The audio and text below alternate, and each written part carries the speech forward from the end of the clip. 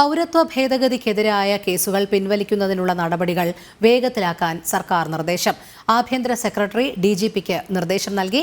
ലോക്സഭാ തെരഞ്ഞെടുപ്പിൽ പൗരത്വ ഭേദഗതി നിയമം രാഷ്ട്രീയമായി ഉപയോഗിക്കാനുള്ള CPM തീരുമാനത്തിന് പിന്നാലെയാണ് സർക്കാർ നടപടി.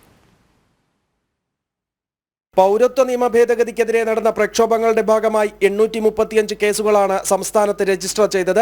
ഇതിൽ 629 കേസുകൾ ഇതിനകം പിൻവലിച്ചിരുന്നു. 206 കേസുകളാണ് നിലവിൽ കോടതിയുടെ പരിഗണനയിലുള്ളത്. ഇതിൽ 84 കേസുകൾ പിൻവലിക്കാൻ സർക്കാർ സമ്മതമറിയിക്കുകയും ചെയ്തു. ബാക്കി 122 കേസുകളുടെ കാര്യത്തിൽ നടപടി വേഗത്തിലാക്കാനാണ് നിർദ്ദേശം. ആഭ്യന്തര സെക്രട്ടറിയാണ് DGPക്ക് നിർദ്ദേശം നൽകിയത്.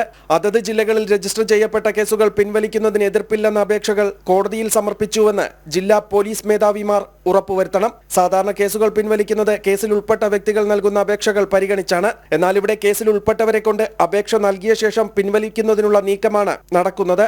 പൗരത്വ ഭേദഗതിക്കെതിരെ സർക്കാർ സുപ്രീം കോടതിയെ സമീപിക്കുകയും CPM റാലികൾ സംഘടിപ്പിക്കാനിരിക്കുകയും ചെയ്യുന്ന സാഹചര്യത്തിലാണ് സർക്കാരിന്റെ രാഷ്ട്രീയ നീക്കം. ലോക്സഭാ തെരഞ്ഞെടുപ്പിൽ ന്യൂനപക്ഷ വോട്ടുകൾ ലക്ഷ്യമിട്ടാണ് തീരുമാനമെന്നതിലും സംശയമില്ല. ജനം, തിരുവനന്തപുരം.